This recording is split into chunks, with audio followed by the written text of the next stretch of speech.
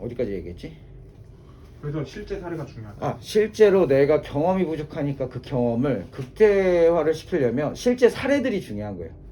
이렇다더라 저렇다더라 보다는 이렇군요 저렇군요가 낫다는 거지. 이렇습니다 저렇습니다. 네, 제가 지난번 교육한 적이 있어요. 우리 팀원들 대상으로. 그땐 PPTRP가 아니었는데 대한민국에서 보험은 사기라고 해요. 왜일까요? 너무 이렇게 뭐라고 해야지? 보상을 제대로 못 받아요. 보상을 제대로 못 받죠. 네. 진짜 사기야? 고객 입장에서는 그렇게 느낄 수도 있어요. 사기일까? 뭐 가입시킬 땐 다 해줄 것처럼 하면서 못 받는 경우도. 이게 문제. 그러니까 우리가 물건을 사는 데 있어서 나 사기당했어는 철저하게 그 단점이나 이런 부분들을 이제 숨기고 파는 사람이 숨기고 가입을 시켰기 때문에 숨기고 팔았기 때문에 사기당한다는 느낌이 들었는데 사실은 보험은 그렇지가 않아요. 왜냐면 우린 약관, 상품 설명서 다 주거든. 맞잖아. 숨길래야 숨길 수가 없다고. 근데 약관을 해석할 능력이 없고 첫 번째 금융상품의 이해도가 없을 뿐이야. 얘가 어때? 안 읽고 안 해. 확인을 안 해. 이 보험이 진짜 나한테 맞는 건지 이 상품이 정말 나한테 필요한 건지 충분히 확인할 시간이 한 달이라는 시간이 주어져요. 적어도 3달. 그렇지 않아요? 근데 그 사이 동안에 내가 가입한 이 보험을 다시 꺼내서 읽어보거나 확인하는 사람이 없어.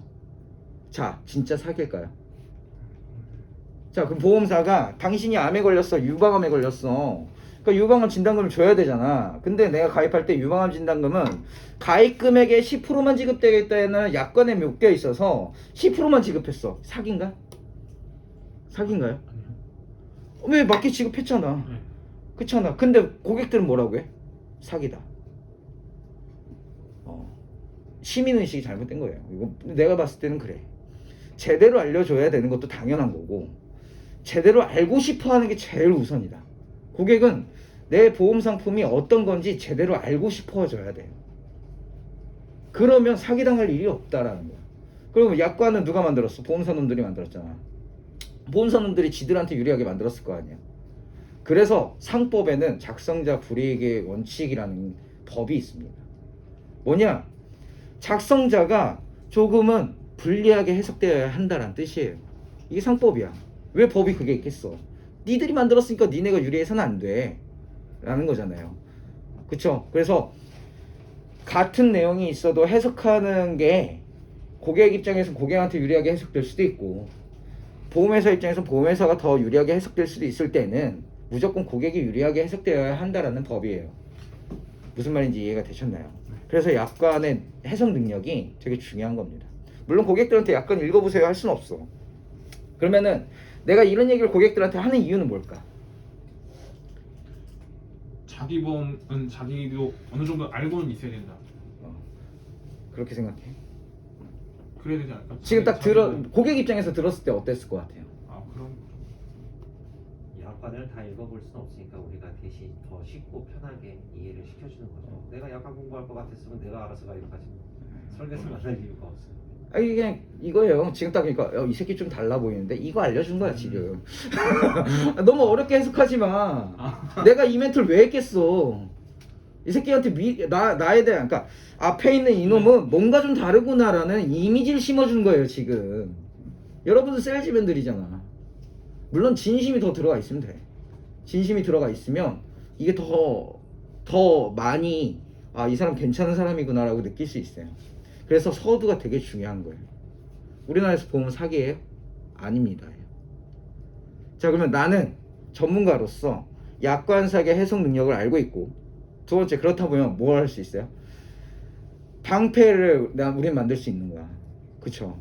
약관을 해석할 줄 아니까 피해가는 방법들을 알고 있을 거 아니야. 거기에 알맞게 설계를 해드리겠다는 거예요. 거기에 알맞게 관리를 해드리겠다는 거고. 자, 그랬을 때 그럼에도 불구하고 우리가 뚫을 수 있는 창이 있고 뚫지 못하는 이제 방패가 있고 뚫지 못하는 방패도 있을 거고 뚫을 수 있는 방패들이 있을 거예요. 그거에 대한 사례를 오늘 보여드릴 겁니다. 자, 일단은 대한민국 최고의 보험사는 어디예요? 삼성. 그죠? 대표 브랜드 아닙니까? 그죠?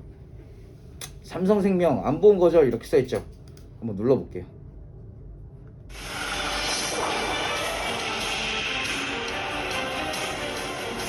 이 프로그램 뭔지 아세요? 혹시? 추적 60분입니다. 이 방송이 있고 나서 한 달 뒤인가 PD수첩에 똑같은 내용의 방송이 나왔어요. 대가리고 다리고 뼈 다 퍼져서 언제 죽을지는 모르겠어요. 보험금을 받기 위해 삼성생명과 힘겨운 사투를 벌이고 있다는 일부 암 환자들. 암보험 넣어봐야 입원비 안 준다 합니다. 여러분들 싸우지 않으면 받을 수 없습니다. 싸워야 줍니다. 내 아들까지 기가 막혀서 울고 있지만 우리 엄마 살려야 된다고. 왜 돈을 안 줘? 자, 솔직히 지금까지도 보험금이 대부분 지급이 안 되고 있어요. 이렇게 추정 60분에도 나오고 PD수첩에도 나오고 심지어 유튜브에 삼성생명만 쳐도 보험금 부지급에 대한 내용이 짜르르 열리는데 왜 그의 유가족들이랑 엄청나게 많은 사람들이 고소를 했고 이 관련된 모든 대법원 판례가 나온 지가 2015년도인데 왜 아직도 지급이 안 되냐? 왜 안 될까요? 삼성이라서예요. 삼성이라서. 힘이 있거든. 지급 안 해도 될 만한 힘이 있잖아. 그죠? 그리고 한 번에 일시금으로 지급하는 것보다 추징금 내는 게 더 싸. 이번에 그래서 예. 그러니까 계속 미루는 거예요. 대법원이 지급하라고 판결을 내렸음에도 불구하고. 그러니까 암 환자들은 이미 그 시간 안에 많이들 사망하죠. 의미 없는 싸움을 하고 있는 거. 어떻게 보면. 자, 근데 우리는 어때요? 삼성 믿을 수 있는 회사야 하고 사인해 안 해. 그죠? 브랜드는 중요하지 않아요. 정말로. 자, 그러면 삼성생명이 암보험을 이렇게 거절하는 이유가 있습니다. 약관상의 말장난 하나 때문이에요. 뭐냐면 암 진단금이 아니에요. 이거는 암 직접 치료 입원료예요. 그러니까 암으로 인해서 입원을 했는데 실제로 저희 고객분들은 암 환자가 꽤나 있습니다. 3명 정도가 있는데 그 중에 지금 한 분은 꾸준하게 지금 항암 치료를 받고 계세요. 그 한 분은 이제 흉선암이라는 암인데 사기암이라서 지금 뼈랑 골반, 폐까지 다 전이가 되어 있는 상태예요. 그래서 표적 치료제까지 사용을 하고 있는 중이고요. 근데 이분이 대학병원에서 입원해서 막 항암 치료 받거나 그러지 않아요. 암 전문 요양병원이 있어요. 그래서 거기서 항암 치료를 받습니다. 거기서 약물 치료를 다 받아요. 근데 그거는 이번 일당에 지급하지 않겠다라는 그게 이제 삼성생명의 입장이에요. 왜? 암 직접 치료 입원료, 입원 일당이라고 써 있었으니까. 그러면 이게 직접 치료냐 아니냐를 논하는 거예요, 얘네는. 대학병원이나 상급병원에서 치료를 받아야지만 요양병원은 요양하는 곳이다라고 우기고 있는 거지. 예. 이게 말장난이에요, 말장난. 그죠? 근데 판례는 어떻게 나왔다? 대법원 판결은 지급하여라. 예. 직접 치료가 맞다라는 거죠. 요양원은 해당 사항이 안 됩니다. 요양병원과 요양원의 차이점 혹시 알고 계시는 분? 이것도 들었는데 들었는데 시험 공부할 때 나오는데 아시는 분 없어요? 요양병원은 의사가 상주하는 곳. 예, 요양원에는 의사가 없어요. 예. 자, 그렇다 보면 자 우리가 약관을 제대로 이해를 하고 제대로 보상할 수 있는데 최선을 다하겠다라는 거죠. 그냥 그걸 어필하는 거예요, 이 순간에. 자, 그러면 사례를 한번 보면은 첫 번째 사례는요. 이제부터는 이거 만약에 쓰겠다 그러면 여러분들의 사례가 돼야 돼요. 실제 제 사례들입니다. 첫 번째 사례는 21살짜리 여자아이가 술집에서 술을 먹다가 떡볶이 국물이 쏟아져서 무릎에 화상사고를 일어나요. 근데 21살이잖아. 잘 모르잖아. 이게 이 가게에서 배상을 받아야 된다는 걸 모르고 자기 돈으로 치료를 받았어. 근데 한 8개월 지나니까 어때요? 치료는 다 됐지만 흉터가 지겠죠. 근데 21살짜리 여자애가 무릎에 흉터, 허벅지랑 무릎에 흉터가 있으니까 엄청난 스트레스일 거 아니야, 이게. 그러니까 흉터 복원을 알아보다가 엄청난 치료비가 든다는 걸 알게 되죠.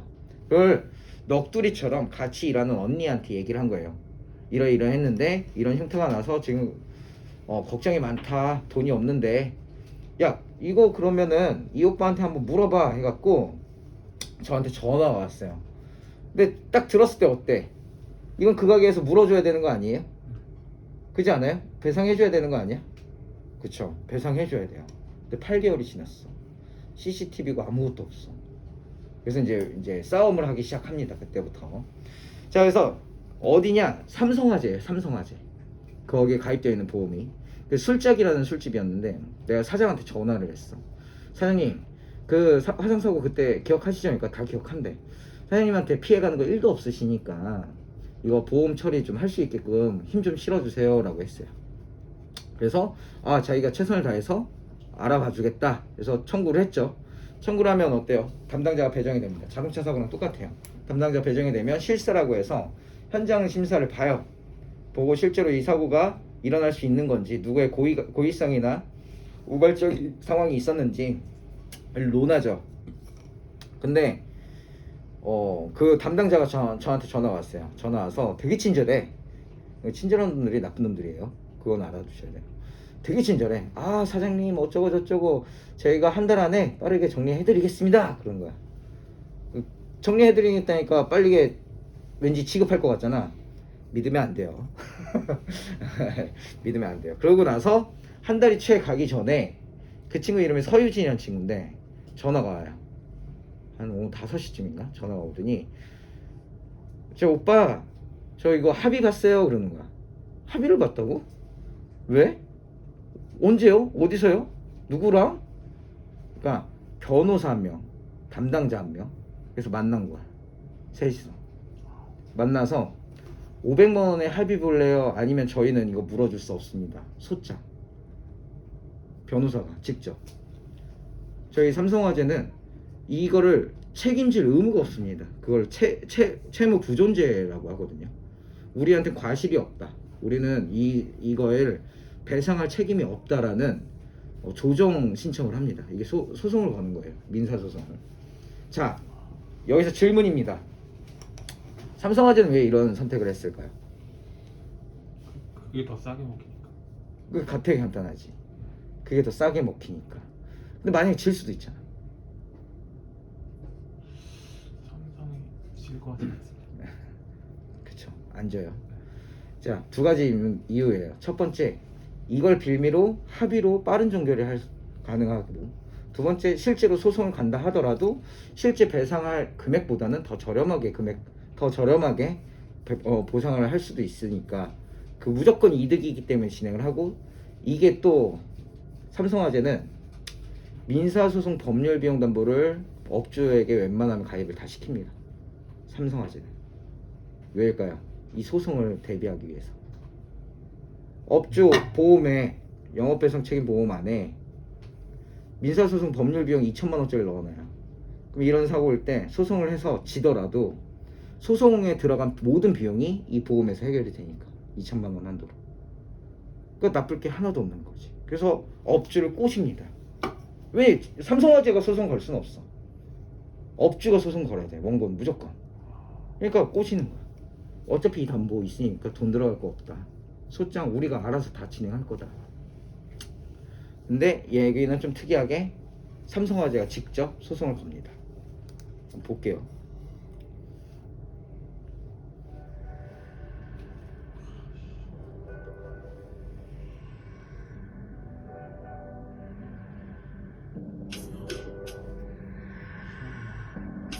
심하죠? 자, 그래서 그 친구한테 이랬어요. 이거 합의 3일 이내 청약 철회 가능하다. 합의서 던져주고 합의금 던져주면 없던 일로 된다. 빨리 던져주라. 그래서 자기 겁이 났네. 질 것 같대. 그럼 지면은 기껏 해봐야 져봐야 소송비용밖에 안 나온다고. 그 제가 낼 테니까 그냥 이거 절대 얘네가 원하는 건 그런 거라고. 방금 얘기한 것처럼. 그러니까 원하는 대로 해주는 꼴이라고. 500만 원씩 없어도 산다고. 절대 이런 거 포기하시면 안 된다고 해서 내가 소송비용 지면 내가 낸다니까 그때 철회를 합니다. 근데 웃긴 게 소액건이고 삼성화재다 보니까 나는 당연히 변호사 구하기가 쉬울 줄 알았거든. 아무도 위임 안 하려고 해요. 골 때리죠. 진짜 로펌을 가야 돼. 그러니까 법무법인 뭐 태평양 이런 데 가야 돼. 씨. 김앤장 이런 데 가야 되나 봐. 막 100만 원, 200만 원짜리 소송, 100만 원, 200만 원 수임료가 이런 것들은 안 하려고 하더라고. 소외권이다 보니까. 그리고 삼성화재랑 싸우고 싶지도 않아 하고. 질 거 뻔히 아니까. 그래서 혼자 싸웁니다, 이 친구. 그래서 나랑 손사가 자료를 다 준비해주고 법원 가서 이렇게 멘트 하세요. 멘트까지 다 써줘요. 속기록까지 다 만들어서. 자료를 이만큼 준비해줬어요. 10개월 동안 싸우죠. 결론은 1,500만 원 받았습니다. 졌죠? 판결은 이겼어요. 판결은 이겼지만 진 건 사람 없어요. 왜냐면 우리가 3,500만 원 청구했거든. 네. 그래도 1,500만 원 받은 게 어디야, 그죠? 근데 이게 사례로 남게 되면 우리가 판결이 진 걸로 사례로 남게 되면 어떻게 되겠어요? 비슷한 사례는 다 우리처럼 되는 거예요. 절대 지면 안 되죠. 그래서 이겼습니다. 자, 이 친구한테 이기고 이렇게 해서 이겨서 어찌됐건 1,500만 원 받아주고 제가 받은 거는 얼마일까요? 맞춰보세요. 아이씨, 공짜로 어떻게 일합니까? 300? 300? 커피 2잔 받았습니다. 커피 아. 2잔. 예. 그리고 저는 이런 경험을 얻게 됐죠. 2018년도 사고고 19년도 초에 소송 들어간 거니까 제가 17년도 코드예요. 예. 저 여기에서 도와준 사람 아무도 없어요. 이거 하는데. 그러면 안 되지. 네. 그러니까 제가 이 얘기를 하는 이유는 뭐냐면, 이거는 고객들한테 얘기는 안 하지만 이 얘기를 하는 이유는 뭐냐면, 어려운 걸 피하시면 안 돼요. 어려운 게 딱 들어온다, 어떻게든 해보고 싶어야 했으면 좋겠다는 거, 도전하고 싶고. 그러다 보니 이게 경험이 돼서 웬만한 소송권은 겁도 안 납니다. 네. 자, 두 번째는 이건 실제로 일어나기가 너무 쉬운 일이에요. 뭐냐면 암보험 지급권입니다. 암보험인데, 마스크 좀 벗을게요. 저 답답해서 말을 못하겠네.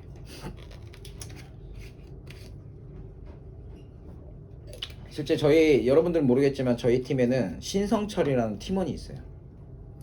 2020년 5월 코드고요. 2020년 5월 코드고 2020년 10월에 아기가 태어났어요. 그리고 앉아 있으신 분, 안경 끼신 분이요? 아니요. 다른 분이요? 네, 신성철이라는, 여러분들 못 봤어요, 한 번도. 그래요? 네. 근데 그 친구가 제 진짜 오래된 키맨, 저의 이제 그 얘기 들어봤어요. 키맨이 그 TA 돌리고 키맨이 돌방 뛰는다는 얘기 들어보셨어요? 제 키맨은 그래요. 네. 소개 좀 시켜줘. 그러면 없는데. 야, 기다려봐. 딴 데 들어가서 뭐 물어보고, 하지만 보험 있어요? 물어보고. 그런 친구 하나 있는데, 그 친구의 친구인데 일단 고객으로 알게 됐죠. 예, 소개받아서 보험료 내는 걸 되게 싫어해요. 한 번도 아픈 적이, 여러분들 거의 비슷하지 않았어요? 아파본 적도 없고 다쳐본 적도 없고 뭐 실비만 있으면 되지, 약간 그런 마인드.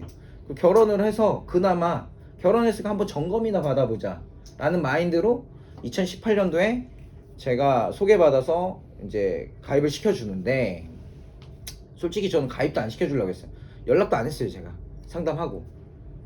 근데 연락이 없는 거야. 굳이 내가 뭐 가서 가입시켜, 뭐 약간 그런 마인드거든요.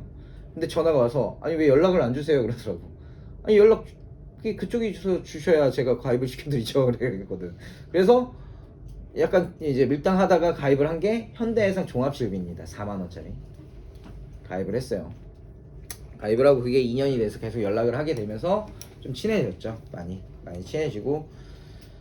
근데 이제 입사를 하게 되면서 이제 좀 디테일하게 설명을 해드리는 거예요. 여러분들이 어디서부터 어디까지 본인 사례처럼 쓸지 모르니까 디테일하게 설명을 드리는 건데, 5월에 입사를 했고 10월에 아이가 태어나는데, 아이가 좀 안 좋게 태어납니다.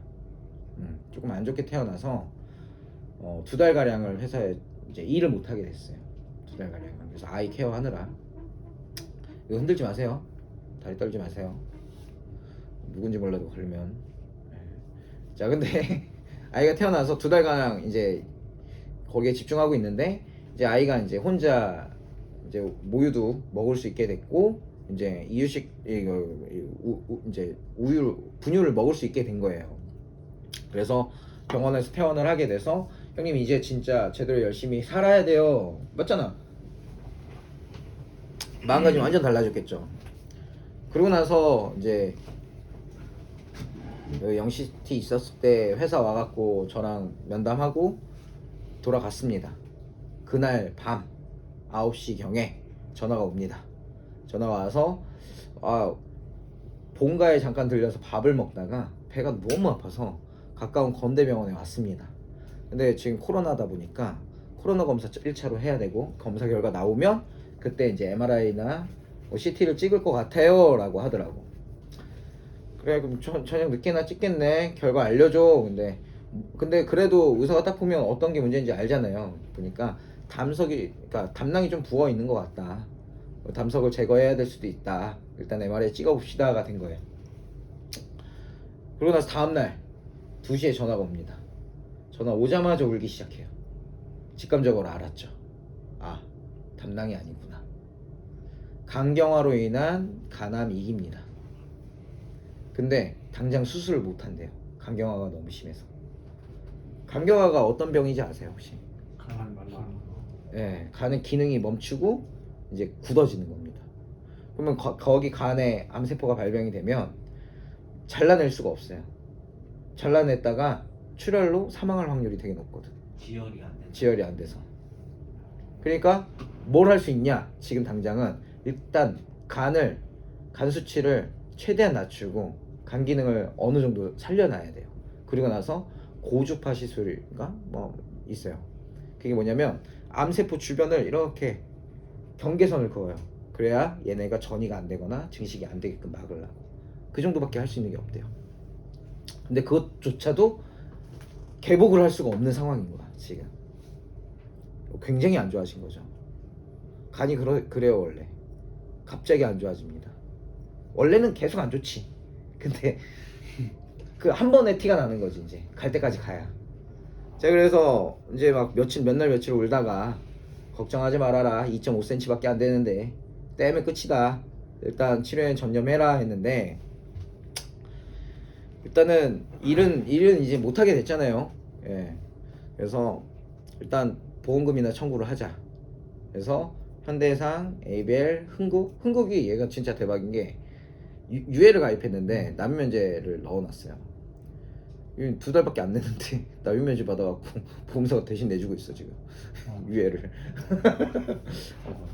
근데 ABL 흥국은 큰 무리 없이 다 지급이 됐어요. 뭐 내가 현장 심사 다 동행을 했고. 자 이제 현장 심사 동행 시에 어떤 것들을 대처해야 되는지 제가 알려드릴 거예요. 자 현장 심사 딱 온다. 그러면은 제일 먼저 인사를 하고 명함을 주겠죠. 그래서 뭘 하냐, 우리 청구할 때 그 개인정보 동의서 내죠. 그걸 똑같이 사인을 받습니다. 이건 의무예요. 개인정보 동의서 의무로 이걸 사인을 받고, 두 번째 손사위임이 됐잖아. 원래는 기본 청구권은 3영업일 이내에 지급되어야 돼요. 근데 추가로 조사가 필요할 시에는 30일 영업일 이내에 지급을 하게끔 되어 있습니다. 만약에 30일 영업일이 지나게 되면 지급 지연 이자를 같이 줘야 돼요. 그러니까 이자까지 쳐서 줘야 되는 거지. 그럼 조사는 진행이 될 수 있는 거예요. 합법이에요.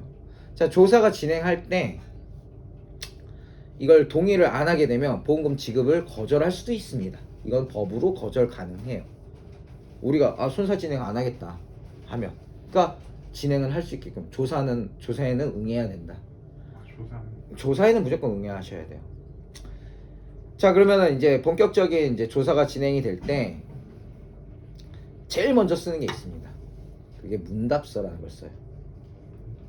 예. 이건 달달 외워두셔야 됩니다. 여러분들이 현장 심사 동행하실 거라면 문답서를 써요. 그 문답서에는 어떤 내용이 있냐? 현 거주지, 첫 번째가 현 거주지. 지금 살고 계시는 거주지가 어떻게 되십니까? 예, 거주지. 그리고 얼마나 여기서 거주하셨습니까를 물어봐요. 자, 근데 1년 정도 됐다, 얼마 안 됐어. 그러면 이전 거주지는 어디십니까를 물어봐요. 왜 물어볼까요? 근처 병원. 예. 그걸 파악하기 위해서 탐문을 가야 될 수도 있기 때문에. 자, 그래서 거주지를 물어봅니다. 그러면 방어 체계를 할 때는 우리가 걸리는 게 있다 그러면 알려주면 안 되는 거예요. 전 거주지는. 아니면 이상한 데를 알려주든가. 예, 뭔 말인지 알죠? 내가 의정부 살았는데 갑자기 파주시에 알려주면 돼요. 예. 자, 그리고 나서 문답서에는 뭐가 있냐? 건강검진, 받은 이력이 있는지 이런 걸 물어봐요. 감기 때문에라도 내과라도 방문한 이력이 있는지. 예, 되게 꼬치꼬치 캐물어요. 그걸 굉장히 친절하게 물어봅니다. 막 웃으면서. 예, 무조건 없다고 하시면 됩니다. 없어요, 없어요, 없어요. 건강검진도 받아본 적 없어요. 아직 젊은데요. 뭐 나라에서 나온 건강검진도 건강한데 뭐하러 받아요? 안 받았어요. 받았어도. 받았어도. 그러면 이러면 이제 현장 심사자가 미치죠. 건덕지가 하나도 안 나오니까 미치잖아요. 뭐 병원을 갔어야 이거 병원을 뒤져볼 건데. 그러면 그때는 이제 요청을 합니다. 뭘? 건강보험공단의 의료급여 내역서. 아, 이거 배웠어요. 의료급여 내역서는 내가 평생 다닌 병원이 다 나옵니다. 내 개인정보고요. 그걸 요청할 수 있어요. 얼마든지. 건강보험공단의 의료급여 내역서. 자, 이제 건강보험공단에서 지급된 게 얼마나 있냐, 어느 병원에서 언제 갔느냐, 뭐 때문에 갔느냐가 다 나와 있어요. 자, 이거를 열람해 달라고 합니다. 그걸 뭐 들어가서 캡처를 해서 보내주시든, 그걸 뭐 파일로 뽑아서 보내주시든 보내주시면 좋을 것 같아요. 5년 이내 기록만. 예, 왜일까? 근데 병원을 뒤져야 되니까. 왜 뒤져야 될까? 꼬투리 잡아서 강제 해지하거나 지급 거절을 하기 위해서. 얘네가 해야 되는 역할이니까. 그죠? 이건 응해줘야 돼요? 안 응해줘야 돼요? 응하지 않아야 돼요. 응하지 않아야 되겠죠. 근데 고객들은 알까요, 모를까요? 모르죠. 자, 제가 그 손사예요. 아, 이렇게 되면 저희가 조사가 조금 진행이 어려워질 수 있어요, 고객님. 그래서 건강보험공단 있죠. 거기 사이트 들어가시면 그 로그인 하시면 의료급여 내역서라는 게 있습니다. 병원 가신 이력도 나와요. 병원 어디 가셨는지 기억 잘 안 나시니까 그거 그냥 사진 한 번 찍어서 보내주세요. 그러면 빠르게 처리해 드릴게요. 자, 이렇게 하면 어떻게 할 것 같아요? 빠르게 처리해 준다. 고객들은 이게 거의 사기나 다름없어요. 자, 그러다 보니까 실제로 이런 일이 벌어집니다. 우리가 이런 걸 방어를 많이 하는 회사잖아. 에즈라는 회사가. 왜 에즈는 유명할까요, 안 유명할까요? 손사들한테. 보상가들한테 유명할까요, 안 유명할까요? 유명합니다. 아, 실제로 유명해요. 에즈 만나면 덜덜합니다, 그냥. 예, 근데 뭐 모르겠어요. 다 어떻게 일하는지 내가 본 적은 없으니까. 자, 그러면 얘네들이 이제 이 사례가 이런 사례예요.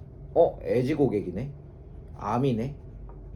이거는 철저하게 우리가 방어를 해야겠다. 가서 건강보험공단 내역서 무조건 받아오세요. 손사한테 그렇게 지령이 내려갑니다. 네, 무조건 받아오세요. 이렇게 지령이 가면 얘는 무조건 받아와야 되는 사람이야. 맞잖아, 돈 받는 애니까. 그래서 와갖고 멘트를 이렇게 날립니다. 나도 에지금융 서비스, 환자도 에지금융 서비스. 나는 부지점장에서 팔짱 이렇게 끼고 그냥 듣고만 있는데 갑자기 건강보험공단 내역을 오픈해 달라. 근데 이거 응하지 않으면 그 보상가 담당 직원이 강력하게 요청을 했고, 이거 응하지 않으면 보험금 지급이 거절될 수 있습니다. 보험금 지급이 안 될 수도 있어요 라고 하는 거야. 빡쳐요, 안 쳐요? 막지. 근데 거기에 이유가 또 붙어. 에즈라서. 더 빡쳐요, 안 빡쳐요? 빡쳐서 내가 지금 뭐라고 하셨어요? 라고 했어. 지금 보상금 담당자 전화번호 좀 달라고 주더라고. 바로 전화를 하죠. 그리고 이제 통화를 합니다. 제가 너무 화가 나서 좀 당황을 했습니다. 지금 제가 네. 그 현장조사 나오신 분이랑 지금 앞에 앉아 계시거든요. 네. 근데 지금 담당자분께서 강력하게 관공서나 이런 것들을 요청하신다고 했는데, 만약에 그거를 요청하는 걸 응하지 않을 경우에는 지급을 못할 수도 있다는 식으로 얘기하셨나요? 네. 자, 뭐라고 했어요 방금? 예. 네. 내 얘 이름은 절대 못 까먹어. 안 나. 이름은 안 나야. 그래서 이때는 진짜 단전서부터 분노가 끌어올랐습니다. 내가 이 돈 안 받고 말지. 너는 개 같은 년, 넌 뒤졌다. 아유, 욕하면 안 되는데. 욕 아니에요? 이거 지급이 안 될 수 있습니다라고 말하면 이게 법적으로 가능한 일인가요? 조사가 지금 완전하게 처리가 되지 않는 상황에서는 보험금 조사를 지급이 완전하게 처리하고는 그러면은 그게 완벽하게 이게 보험 사기라고 하면 관공서나 경찰서에 사건 조사를 하세요. 사건 조사, 사고 조사가 아니라 지금 이런 식으로 얘기하시면은 저희도 금감원이나 민원 진행하고 민사소송 진행하면 됩니다. 이 돈 안 받아주고만 해요. 네, 알겠습니다. 네, 근데 저희도 일단은 있으니까 네. 그대로 증거 제출하겠습니다. 수련원님께서 말씀하신 것도 저희도 그대로 증거 제출하겠습니다. 자, 꼭 이 얘기가 꼭 필요해요. 증거 제출하겠습니다. 이거 녹취하고 있습니다. 왜? 그래야지 법적 증거로 채택이 가능합니다. 만약을 대비하기 위해서 그 멘트를 꼭 까먹지 않고, 내가 너무 화가 났지만 그 멘트를 까먹지 않고 했죠. 이렇게 전화가 끊겼어요. 자, 어려워요? 어려워요? 이게 되게 쉬운데? 되게 간단한 문제예요. 되면 제가 응대하기가. 자, 여기서 제가 어떻게 했냐? 일단 지원장님들한테 얘기했습니다. 현대해상 보험금 지급 거절한다. 팔지 맙시다. 그리고 최성훈 그때 현대해상 담당 지점장한테 카톡을 날렸죠. 지점장님, 이러이러한 사유로 저희는 현대해상 팔지 않겠습니다. 현대해상 어땠을까? 지점장이 뭐지? 혹시 애지에서 부지점장이면 그래도 끝발 좀 있는데 왜? 하고 전화가 오죠. 전화 와서 자초지종을 설명을 했어요. 뭐랬는지 알아요? 그 개 같은 년 누구예요? 네. 그러고 나서 제가 그랬어요. 지점장님이 나서서 이게 해결될 문제라면 좀 기다려 보겠습니다 라고 했어요. 근데 지점장님이 뭐라고 했냐면, 이건 냉정하게 말하는 거예요. 판매부서와 보상부서는 완전 다릅니다. 공존할 수가 없어요. 그러니까 니네 이거 보상해라 말아라를 할 수가 없다고.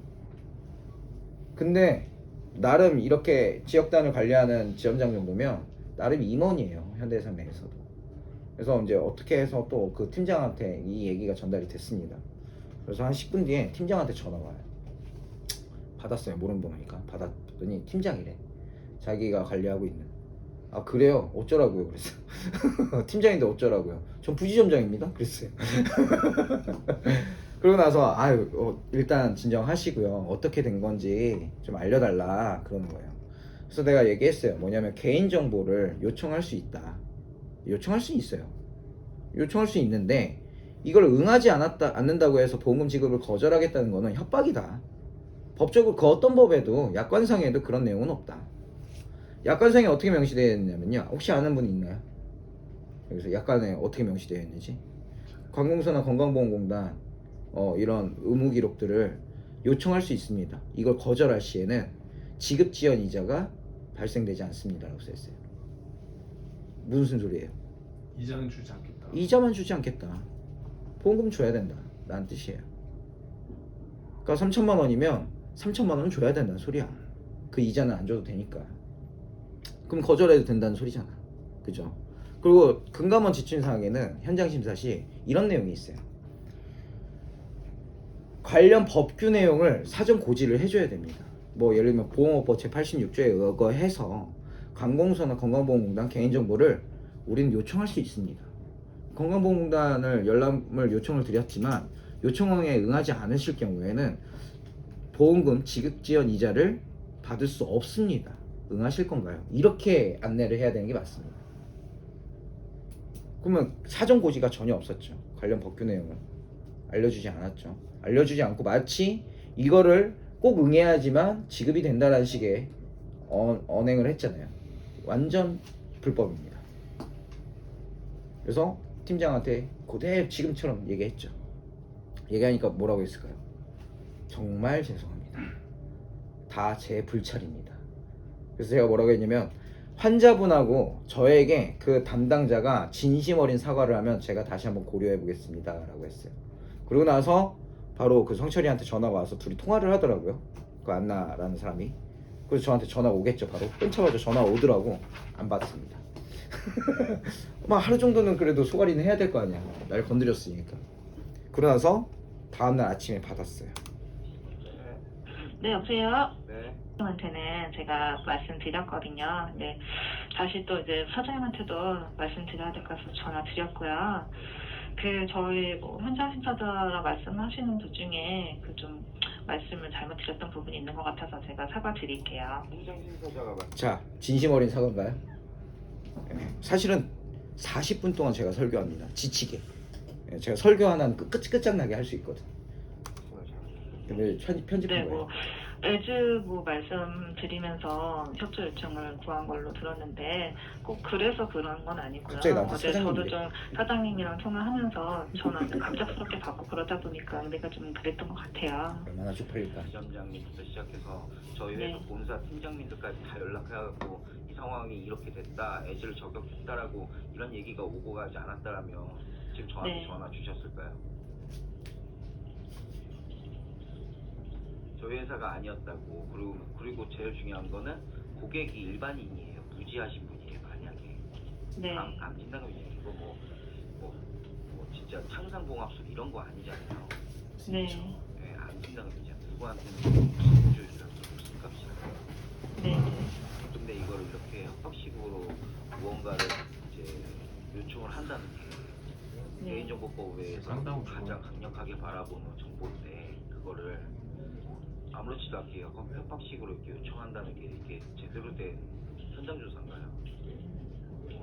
힘 있는 분이. 자, 이렇게 해서 마무리를 합니다. 다 지급 받았습니다.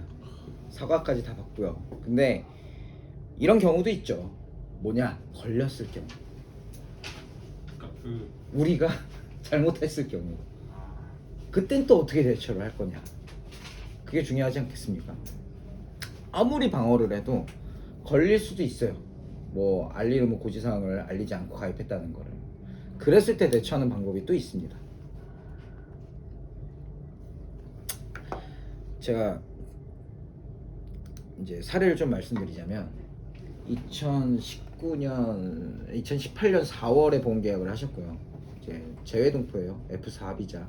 그러니까 한국 사람이지만 중국에서 태어나신 분들. 제가 중국 사람들인데 딸내미가 연세대에 붙어버린 거야. 그래서 어쩔 수 없이 이제 한국에 와서 생활을 해야 돼. 엄청 가난하게. 그래서 반지하에 부천에 있는 반지하에서 이제 세 식구가 사는데 보험 없이 살았죠. 당연히. 돈이 어딨어. 뭐 어떻게 가입해야 되는지도 모르고. 그래서 가입을 했어. 어떻게 해서 내가 이제 가서 도와줘서 가입을 했어요. 당연히 국내에는 의료 기록이 없을 거라고 생각을 하고 저도 다 물어봤고. 근데 뭐 무슨 일이 생겨도 내가 방어하면 되지 뭐 약간 이런 마인드로 가입을 해줬습니다. 근데 11월에 난소 자궁을 다 드러내는 수술을 합니다. 어머니께서. 그럼 당연히 가입하고 얼마 안 됐으니까 현장 심사 나올 거 아니에요. 30분 전에 이제 만났어요. 어머니 한국말 잘 못하셔.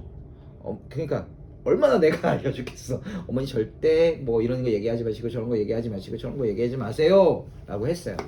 근데 대학병원에서 수술을 받으려면 1차 병원을 무조건 거치게끔 돼 있어요. 뭐 응급실을 가지 않는 이상. 그쵸? 1차 병원은 산부인과를 갔을 거 아니야. 그러면 얘네가 알고 있는 병원은 딱 두 군데밖에 없어요. 1차 병원, 2차 병원. 그죠? 우리는 의무기록지를 2장만 동의를 해주면 돼. 깔끔하게 그렇게 마무리가, 현장 심사 그때는 그렇게 마무리가 됐어요. 근데 담당자한테 전화가 옵니다. 그 이제 현장 심사 하신 분한테. 의무기록지를 떼봤더니 4월 2일날 보험 계약을 했는데 3월 마지막 주만 7번을 병원을 가셨대. 산부인과를. 예. 저주파 치료인가? 뭐 고주파 치료인가? 뭔가를 했대. 네? 전 들은 적이 없는데요. 어머님이 말씀 안 하신 것 같다. 근데 어디를 했냐? 자궁, 난소, 하열 때문에 간 거라. 어때요? 이건 뭐 내가 잘못한 건 아니잖아. 고객이 잘못한 거잖아. 야, 이거는 답이 없어요. 무조건 강제해지고 무조건 지급이 안 됩니다. 지급도 안 되고 강제해지예요. 실비까지 싹 다. 한 400만 원 썼는데.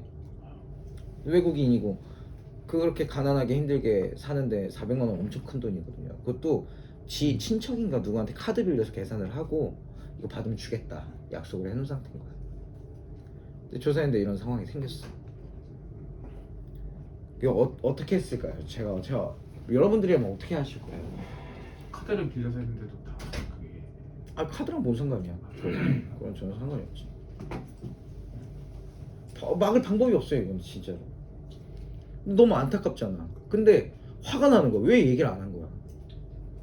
그랬으면 얘기를 했으면, 가입하기 전에 얘기만 했으면 그때 그러면 애초에 그 병원 절대 가지 마세요 했을 텐데 나는 방호 체계를 할 수가 없었던 거지. 그러니까 애초에 내가 봤을 때 어머님은 보험이 필요하다고 느꼈던 거예요. 보험 없이 살다가 갑자기 하혈하고 치료를 받다 보니까 이건 보험이 있어야겠구나 해서 나한테까지 숨긴 거야. 숨기고 가입을 한 거야. 딱 느낌이. 그래서 일단은 제가 할 수 있는 최선은 그거였습니다. 둘 다 내 편을 만들어야 된다. 그 둘이 누구냐? 현장 심사장, 보상가 직원. 그 둘을 내 편을 만드는 방법밖에 없어요. 안 그러면 이거 누락 안 시켜주면 방법이 없어. 그래서 일단 첫 번째 산부인과 저 의사랑 통화했는데 답 없어요. 의사가 말 같지도 않은 소리 하냐고 나한테. 당신 사기꾼이냐고 나. 그 얘기 들었어요. 당신 사기꾼이세요? 막 그러더라고. 포기했고 의사는 포기했고. 두 번째 이제 현장 심사자를 달랬죠. 달랠 때 포인트가 있어요. 대부분은 손사 자격이 없습니다. 손사 시험도 쳐본 적이 없는 사람들이에요. 대부분은. 현장에 나오는 그런 네. 선사라고 나오는. 예, 거의 대부분 없어요. 없지만 어떻게 이 업무를 할 수 있냐? 조사 사고는 사정서 작성과 별개의 문제이기 때문에 조사는 이렇게 우리도 가서 할 수 있는 거야. 위임만 받으면. 조사만 하는 애야. 그러니까 어떤 힘이 있겠어. 그래서 부탁이 있는데 그 부분만 좀 누락 좀 시켜주시면 안 되겠냐? 아니면 담당자한테 지급 안 해줘도 좋으니까 실비라도 강제해지만 막아달라. 강제해지만 막아달라. 이렇게 얘기했어요. 근데 제가 무슨 힘이 있습니까? 그래서 자기도 도와주고 싶지만 방법이 없네요. 라고 하더라고. 마지막이야. 이제 마지막 나의 이제 마지막 끈은 보상가 담당자예요. 아까 안나 그런 사람 전화를 합니다. 전화를 해서 이렇게 진짜 이렇게 얘기했어요. 고객님이 그러니까 상황, 처해지는 환경 다 얘기했어. 따님이 연대에 붙어서 어쩔 수 없이 중국에서 생활 접고 여기 와서 가난하게 이렇게 사고 아버님이 혼자 막노동 나가셔서 번 돈으로 학비되고 이런 상황인데 지금 이거 카드도 다른 이제 지인한테 빌려서 일단 내고 이게 보험 지급이 되면 그때 갚기로 한 건데 지금 이들이 너무 힘든 상황이다. 근데 일부러 보험 사기를 치려고 병력을 숨긴 게 아니라 한국말을 못 하신다 이분이. 그러니까 의사소통이 정확하게 안 된 것 같다. 죄송하지만 이거 좀 도와주시면 안 되겠습니까? 라고 했는데 진짜 나 혼자 이렇게 말 한 20분 한 것 같거든요. 한마디도 대꾸 안 하는 거 알아요? 그냥 듣고 있어요. 계속. 여보세요? 내 주관이 있어요. 여보세요? 듣고 있나요? 그러니까 네 말씀하세요. 야 좆됐다. 이거 안 된다. 그러게 딱 끊었습니다. 끊고 정확하게 12월 23일 날 지급이 다 됐어요. 수술비, 입원했다, 실비 다 지급됐습니다. 이게 관리 아닌가? 최선을 다했잖아. 나는 안 돼도 어쩔 수 없는 거지만 네. 최선을 다했어요. 내가 할 수 있는. 그리고 또 중요한 게 뭔지 알아요? 부담보도 없고 강제해지도 없었습니다. 그게 세 번째 사례. 아니요. 네. 그러니까 이제 이런 거는 방어하는 사례. 얘네 과소 지급하는 것들을 우리가 어떻게든 받아준다 이런 거 같고, 내가 여러분들한테 교육이잖아요. 이런 사례도 있다. 그럼 여러분들이 진짜 이런 일이 생겼을 때는 어떻게 대처해야 될지를 방향성을 잡아주는 거예요. 그냥. 실제로 그렇게 지급이 됐어요. 지급이 됐고, 그렇게 해서 지급되는 경우가 굉장히 많은 일은 아니니까 그래도 저는 지금까지 단 한 번도 지급이 안 된 적은 없어요. 어떤 임도영 손사라고 있어요. 저랑 적으로 만났어요. 아까 허리 재발했냐라고 내가 물어봤던 분, 이분인데 이분은 뭐 천식에 수면제 복용까지 있었어요. 이거 다 숨기고 가입했어. 그거 다 화이트로 지워줬어, 임도영 손사. 그 손사 그날 처음에 만났는데 친해지고 싶더라고. 시원시원하고 엄청 친해요 지금. 그래서 이제 솔로몬이 잡히면 솔로몬 순서가 잡히면 이제 현장 심사가 바로 걔한테 전화해요. 이거 위임만 받아줄 수 있냐? 받아와라. 근데 위치가 다르면 못 받고 경기 남부 쪽은 다 받아와요. 그래서 다 누락. 내가 요청하는 것. 그 정도로 가까워졌죠. 네. 내 편을 만드는 게 중요한 거예요, 사실은. 자, 이제 세 번째는 그겁니다. 이거 되게 메리트 있어요. 세 번째 사례. 뭐냐면 치아에 관련된 거예요. 여러분도 치아보험 없으면 뭐 치아에 관련된 거 보상받을 수 있는 게 뭐가 있죠? 응? 급여 부분, 실비, 골절 진단비. 치아 파절 제외라고 써있지 않는 항목에서는 골절 진단비 받을 수 있잖아요. 치아 파절도, 그죠? 자, 근데 치아 파절로 인해서 임플란트 수술을 할 경우에는 또 뭘 받을 수 있죠? 임플란트 수술이요? 네. 골절 수술비도 나와요? 자, 골절 진단비, 골절 수술비, 신골절 치료비, 외모 특정 상해 수술비, 상해 수술비 다 나옵니다. 알고 계셨나요? 그러면 고객들은 알고 있을까요? 모르죠. 네, 이게 팩트입니다. 자, 그러면은 이게 얼만큼 청구가 됐을까? 청구 담당자가 이거 얼마나 많이 봤을까, 이 사례를? 거의 드물겠죠. 자, 우리 그 아까 말한 성기대라는 친구 장모님이 치아보험을 가입을 했어요. 가입을 했고, 가입을 해서 보니까 왜 가입을 했냐면 할 게 많아서 가입을 했어. 가입을 하고 한 4개월 넣었는데 치료를 받았어요. 그래서 치아보험으로 한 160만 원 정도 보상 받았어. 180만 원 썼는데 땡큐잖아. 근데 그때 청구서를 내가 받아서 청구를 할 거 아니에요. 받아서 보니까 뭐라고 써있냐, 치아 반으로 쪼개져 있음, 이렇게 써있는 거야. 그래서 내가 이걸 청구한 적이 있거든, 우리 장모님 거를. 그래서 내가 야, 가서 진단서 하나만 떼다 줘. 진단서를 뗐어. S02.56 코드, 치아 파절, 치근 파절. 자, 치근 파절로 인해서 임플란트 시술을 하게 된 겁니다. 그래서 청구를 합니다. 청구를 했더니 그 친구가 뭐라고 했을까요? 그 은행원 친구가, 형 괜찮아, 무리하지 마. 형 마음은 알겠어. 말이 안 되는 소리를 한다라고 생각을 한 거야. 형 마음은 알겠는데 괜찮아, 무리하지 마. 그러는 거야. 자존심이 너무 상하는 거야. 그 말이요? 씨야, 얘 나를 뭘로 보는 거야? 너 씨야, 너 나중에 씨야 딴소리 하지 마라. 그리고 이제 끊고 청구를 했어요. 청구하자마자 그 기대한테 전화가 갑니다. 계약자한테. 이거 왜 청구하셨어요? 보상 받으실 게 없는데 왜 청구하셨어요? 한 거야, 메리츠 담당자가. 야, 담당자 전화번호 내놔 하고 통화를 합니다. 보상과 담당자가 그래요? 네.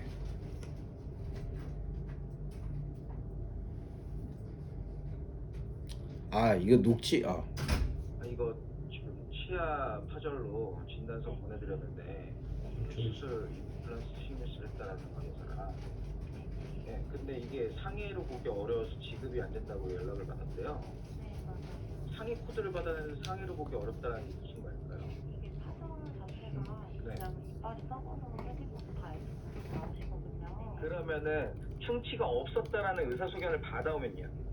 그러면 검토는 가능하시죠? 아니 검토가 아니죠. 그거는 네. 지급을 해주셔야 되는 거 아니냐는 거죠. 근데 저도 지금 서류도 없고 뭐 아무것도 없는데 제가 확실하게 대답해드리겠습니다. 이 친구는 그냥 월급쟁이에요, 사실. 모든 어떤 권한도 없어. 그냥 위에서 시키는 대로 깨꼬리 그냥 말만 하는 거야. 그러니까 당연히 지금 대답은 뭐가 나와야 돼요? 질병이 아니었다, 질병 소견이 없었다라고 하면 지급하실 건가요? 라고 물어봤을 때 당연히 뭐라고 해야 돼? 그럼 지급해야죠 라고 대답이 나와야 되는 거 아니에요? 그러니까 애초에 지급할 마음이 없습니다. 애초에. 무슨 말인지 이해가 돼요? 근데 나한테 전화가 와서 이런 얘기를 하니까 이거는 생각지도 못한 반응이거든. 어려워서. 아니, 그러니까 제가 이제 물어보는 거예요. 네, 의사로부터 소견서를 받아왔어요. 충치가 없었다라는. 네. 그러면 상해 말고는 답이 없잖아요, 이거는. 네네. 맞잖아요. 충치로 인해서 깨질 수도 있다며요. 네. 근데 충치가 없었다는 소견을 받아오면 네. 충치로 인해서 깨질 확률이 없다라는 거잖아요. 그러면 상해 외에는 방법이 없잖아요, 이거는. 그러니까 저도 네. 지금 제가 의사가 아니잖아요. 네. 그래서 저희도 의료팀에 자문을 구해서 처리를 하는 거예요. 상해 수술비, 골절 수술비가 상해 있는데. 수술비랑 골절 진단비랑 골절 수술비 그거 말씀하시는 네, 거예요? 다 뭐가 골절 있는데. 진단비가 아니면 상해 수술비, 골절 수술비도 안 나가잖아요. 아, 그러니까 그렇게 안 나간다고 말씀하셨냐고요. 네네. 확실하게. 네. 잘못된 거 아닌가요? 이게 왜냐면- 지금 경위가 안 나와 있어서 지급이 안 됩니다가 아니라 경위가 불확실합니다. 그래서 지급이 어려울 수 있어요라고 얘기하셔야 되는 거 아닌가요? 네, 그렇게 말했죠. 지급하기가 어렵다고. 아, 어려울 수 있습니다라고 말해야 되는 거 아니에요? 그러면 아니 방법이 있잖아요. 의사로부터 충치로 인한 질병으로 인한 네. 코드 질병으로 인한 이게 치아 파절이 아니다. 네. 라는 소견을 받아오면 검토할 수도 있고 지급할 수도 있다면서요, 방금 전에. 네, 그거는 이제 문의를 주셨으니까 제가 검토는 해보겠습니다. 그러니까 일반 사람들이 그러면 이 내용을 알아요? 네. 제가 이게 취급자인데 저 LG금 서비스 이정민 부지점장입니다. 네네. 제 문제되면 저한테 건의하셔도 되는데 네. 제가 말하는 건 고객 응대가 네. 무조건 안 되는 거 확정적으로 이렇게 말씀드리면 안 되는 거 아닌가요? 왜냐면 저도 방금 의료팀에 문의를 하고 의료팀에서 골절 진단비 안 된다, 상해 사고 아니라서 안 된다라고 답변을. 아니 상해 사고가 아니라는 증거는 있나요? 차트상은 확인이 안 되고. 아니 차트상에 질병이라고 써 있냐고요. 상해니까 S01을 넣지 않았냐라는 게 첫 번째지만 물론 진단서 지금 소견서 요청도 해놨습니다. 근데 이제 또 가야 되니까. 네. 자, 이게 뭐냐면 결국엔 이런 논쟁 끝에 지급을 하겠대. 이제 소견서 받아오면. 근데 생각해보니까 연신내 사는 어머님이 이것 때문에 시간을 내서 강남까지 가서 소견서 2만 원 내고 이걸 제출을 하기 위해서 그런 불필요한 행위를 왜 해야 되지? 그걸 입증하는 건 얘네 책임인데. 애초에 처음부터. 우리는 입증할 거 했어. 상해라는 걸. 근데 왜 얘네 편의를 위해서 우리가 그런 행위를 해야 되지? 하고 이제 지랄하기 시작한 거예요. 열받았어. 가서 또 소견서 쓰는데 2만 원이래요. 네네. 고객은 엄청 짜증나잖아요. 네네. 네, 굳이 그렇게까지 해야 되는 건가? 저는 이게 좀 의아하거든요. 저도 지금 그것 때문에 한번 전화 드리려고 좀 더 네. 확실히 정리해서 전화 드리려고 아직 안 드린 거였는데 네. 지금 제가 그 의료팀에 자문도 네. 구하고 이제 최대한 지급하는 쪽으로 검토를 해봤을 때 소견서가 있으시면 일단 네. 골절 진단비까지는 확실하게 가능하시고 네. 그 다음에 이제 뭐 상해 수술비랑 골절 수술비 이렇게 문의 주셨던 거 네. 그쪽 부분은 이제 저희가 이제 수술의 정의는 알고 계실까요? 알고 골절 진단에? 있습니다. 네. 그래서 결과론적으로는 저희가 확인하면 이 내용이 좀 기니까 해와야 돼요. 소견서 없이 2만 원 드리 다 받았습니다. 취급자에 다 나오는지 모르겠는데.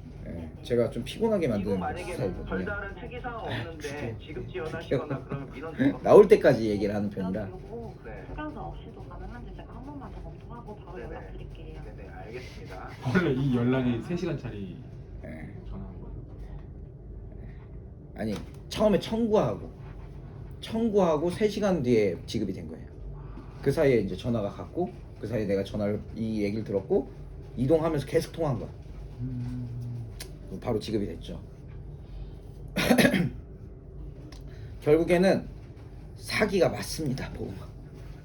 결론은. 자, 근데 알면 사기가 아니죠. 제가 누가 어떻게 어떤 보험을 어떻게 알고 있고 어떻게 가입을 시켰고 그거를 받을 수 있는 능력치만 있다면 보험은 절대 사기가 아니에요. 근데 일반인은 절대 그런 능력치를 가지고 있지 않잖아요. 그러니까 사기가 맞는 거죠. 뭐 제가 하고 싶은 얘기는 그렇습니다. 아무리 좋은 보험을 싸게 가입했다 하더라도 그 똑똑한 놈들이 지급하지 않겠다고 마음 먹기 시작하면 받을 수 있는 사람이 대한민국에 몇 명이나 있을까요? 그러면 애초에 그런 불리한 약관의 보험 상품을 선택하지 말고 최대한 다 불리하겠지만 최대한 우리가 유리한 쪽의 상품들을 선택을 한 다음에 그래도 나 같은 놈이라도 하나 붙어 있으면 그게 제일 유리한 보험 아닌가요? 아니에요? 우리 관리자분들도 항상 모여서 하는 말이 있어요. 좀 민망하지만 나는 여기서 보험을 맡긴다면 난 무조건 정민이 형이야. 모두가 그렇게 얘기해요. 지점장님도 그렇게 얘기해요. 내 보험은 정민이 형님이 관리해줬으면 좋겠다. 이렇게까지 하는 사람이 없다라는 거예요. 이게 제 영업 노하우라고 생각을 해요. 저는 이제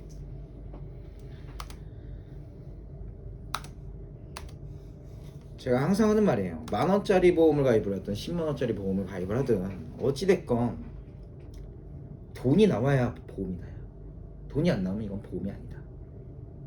이해가 되셨죠? 자, 근데 이거는 제가 사례를 갖고 다니거든요. 또 이렇게 따로 추가되는 사례를 다 여기다 넣을 수 없어서 이제 새로운 사례를 하나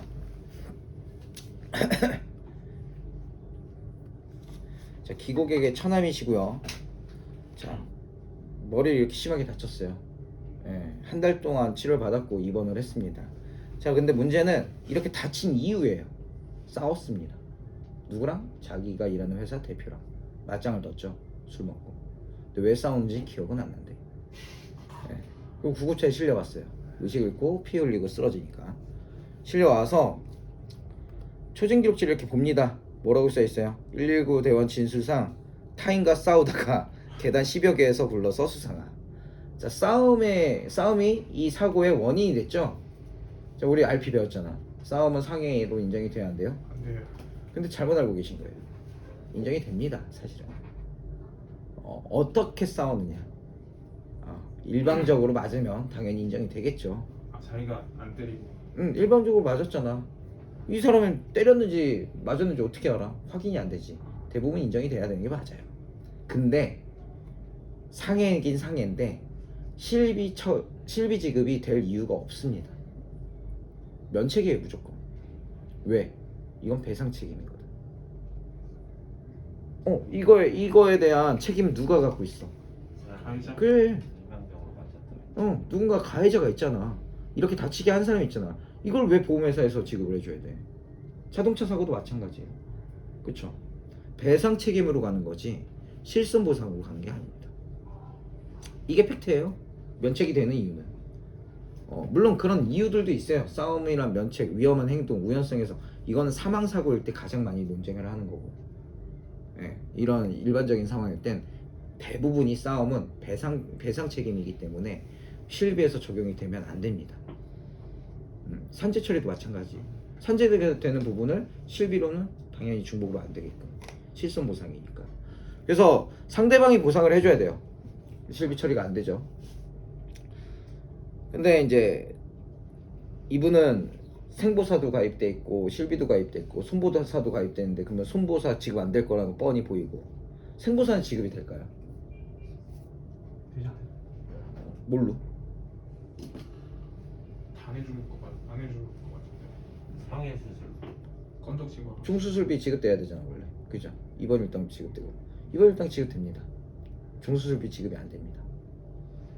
저기 봉합술은 창상봉합술인데 네, 그거는 파대사에만. 아니요, 그게 중요한 게 아니야. 근육층이 없기 때문이에요. 근봉합이 아니기 때문에 피부 연조직은 수술로 보기 어렵다라고 돼 있어요. 그러니까 생체 절단, 절제가 필요한데 그 생체에는 신경과 근육이 포함되어 있습니다. 그러니까 수술의 정의에는 약관상 부합하지 않아요. 여기는 근육이 없거든. 피부 다음 뼈예요. 수술이 여기가 점막 또는 피부. 생체 절단 및 절제예요. 생체. 그래서 근육층까지 무조건 절제가 돼야 돼요. 이런 데는 다 되죠. 이런 데는 다 되는데 하필이면 이마부터 여기 두피는 피부 연조직밖에 없어요. 근육층이 아예 없는 거야. 그러니까 이제 이거는 보상에서 제외되는 게 맞습니다. 그래서 청구하면 어떻게 되겠어요? 면책 바로 때리죠. 자, 그러면 이 사람은 나한테 보험 가입하고 받을 수 있는 게 하나도 없는 거야. 500만 원 썼는데, 그죠? 이게 이제 보험사 약관에 이게 사기라는 거예요. 마치 다 될 것처럼 하지만 실제로 약관상에 부합해 보면 안 되는 게 분명히 생기잖아요, 이렇게. 그래서 어떻게 했냐? 싸움으로 기재되어 있는 걸 확인하자마자 대표님과 사이는 어떠세요? 라고 물어봤어요. 그러니까 왜 싸우는지도 모를 정도로 너무 좋대, 사이가. 그래요? 그러면은 자필로 확인서 하나 받아라. 뭐라고 받았냐면 물리적 접촉이 없었음. 다툰 건 사실이나 물리적 접촉은 없었음. 말싸움했다. 말싸움했다. 그게 또 가능했던 이유가 여기 뭐라고 했냐면 119 대원 진술상 타인과 싸우다가라고 써있어요. 본인들한테 직접 진술을 들은 게 아니다. 이해가 되셨죠? 빠져나갈 구멍을 만들어 놓으려고 그래서 확인서를 이렇게 받아 놓습니다. 제가 청구하기 전에 받아 놓고 청구를 하죠. 청구하니까 당연히 어떻게 연락이 가요? 안 된다고. 면책이라고. 왜 싸우셨어요? 아이고야 안타깝네요. 속으로는 웃고 있으면서 개새끼가. 욕하면 안 되지. 그리고 끊었대요. 끊고 이제 담당자 바로 내가 전화해서 이제 내가 얘기했죠. 만약에 제가 알기로는 물리적 접촉이 절대 없었다라고 알고 있는데 이러면 지급되는 거 아닌가요? 했더니 뭐라 했는지 알아요? 그거 입증하실 수 있나요? 라고 하는 거예요. 그러면 내가 그랬어요. 물리적 접촉이 있었다고 입증하실 수 있나요? 그랬어요. 입증책은 당연히 피보험자한테 있으니까 우리는 입증할게요. 그 반대 입장을 입증하실 수 있으면 저희 지급 안 받을게요 라고 했어요. 알겠습니다. 끊고 확인서 바로 보내주죠. 팩스로. 그러니까 지급해야 될까요? 안 해야 될까요? 해야죠. 바로 지급됩니다. 230만원 385만. 385만 원. 이게 실비 385만 9천원 실비, 230만원은 이제 입원 일당하고 상해수술비. 다툰 게 아니니까. 응급실 의료비. 다 지급됐죠? 손보사는 현대해상. 자 이제 문제는 뭐냐면 생명보험사예요. 이건 어떻게 받지? 아무리 머리 굴려도 받을 방법이 없어요. 이거는 이건 우길 수도 없어. 이거는 지급된 적이 한 번도 없어요. 예. 뭐 사례도 없어. 내가 인터넷 다 뒤져봤는데 사례도 없어. 판례 이런 걸 누가 소송 걸어? 판례 당연히 없지. 그죠? 그래서 머리를 굴렸습니다. 어떻게 했냐? 흥국생명에, 그러니까 이게 생체 절단 절제 등 조작을 가하는 거. 이 내용이 안엔 무조건 근육층이 포함되어 있어야 합니다. 수술의 정의 안에. 자 그러면 이제 흥국생명 보상가 증을 통화를 합니다. 제가 통화도 되게 어렵게 했어요. 통화를 하는데 이랬어요. 저희 고객이 저를 믿고 저를 신뢰를 하고 이게 49,000원인가 그렇거든요. 다사랑 보험을 가입을 하셨습니다. 약 5만원 정도 되는 보험을 가입을 하시고 이렇게 크게 다치고 한 달 동안 입원해 있었어요. 근데 흥국생명 5만원짜리 보험에서 한 푼도 지급이 안 된대. 이건 금액하고 상관없어. 그냥 보험사 이미지가 중요한 거야. 금액과 상관없이 이 보험사는 지급이 안 되는 보험사, 보험이 안 좋은 보험사라고 인식이 될 수밖에 없지 않냐. 겨우 1종 수술비 20만원입니다. 20만원 지급하고 좋은 이미지를 남고 저도 더 많은 신뢰를 얻어서 흥국생명을 더 많이 팔 수 있게끔 도와주시면 안 되겠습니까? 예외적으로 한 번만 부탁드리겠습니다. 그렇게 하는 방법도. 그냥 해본 거죠. 뭐 밑줄의 본전인데 맞지 않아요? 네. 밑줄 본전 아니야? 그랬더니 갑자기 문자가 띄고 와요. 카톡이. 청구심사 들어갔다고. 재심사 넣은 거예요. 그렇게 문의 넣어서 어떻게 됐을까요? 지급됩니다. 예외적으로 지급이 됩니다. 일종 수술비. 자 이제 에이빌 생명이 남았어요. 에이빌 생명도 똑같이 컨셉으로 해야 되잖아. 당연히 똑같은 컨셉으로 얘기를 했어요. 얘기를 하면서 뭐라고 했냐면 그런데 흥국생명은 지급을 했습니다. ABL은 안 할 겁니까?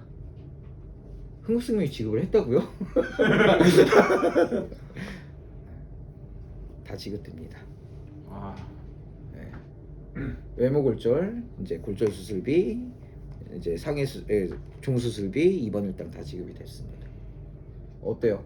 원래는 정상적으로라면 다 지급이 되면 안 돼요. 그죠? 이게 얼마나 우리가 받아주기 위한 노력을 해야 되고 얼마나 나도 간절해야 된다는 거야. 이게 내 가족이다 생각하고 진짜 어떻게든 받아주려고 간절해야 된다는 거야. 그럼 방법이 안 보이다가 갑자기 보이더라니까. 원래 나도 이거 생보사는 포기해야 된다. 고객한테 다 얘기했어요. 이건 안 되는 거라고 다 얘기했지만 그래도 한번 노력은 해보겠다.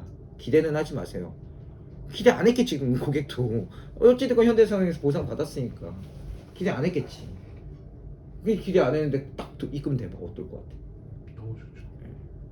그래서 실비, 그러니까 자기가 쓴 돈이 400 얼마인데 제외하고 한 377만 원 남았다고 하더라고요. 그래서 저는 뭐 어떤 사람이 됐냐? 선물 받는 설계사가 됐습니다. 대부분 저희 고객은 저한테 선물 보내요.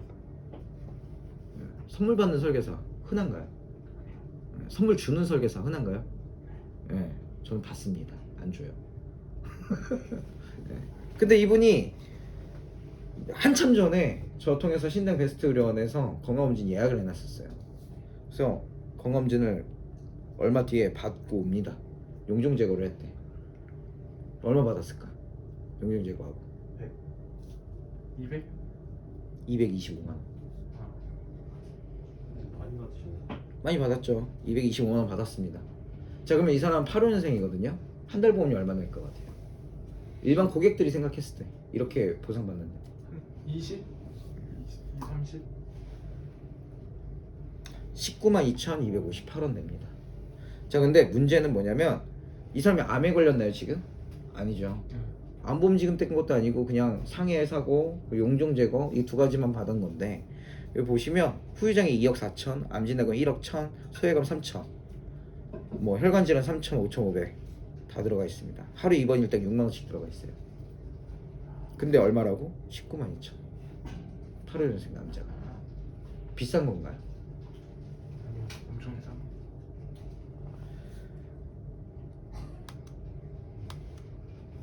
네, 이런 식으로 사례를 만들어 갖고 다닙니다. 사례만 풀어도 뭐 하루 연종일 풀 수 있어요. 할 수 있는 말 지금도 엄청 많아. 일단 이거 좀 꺼주세요.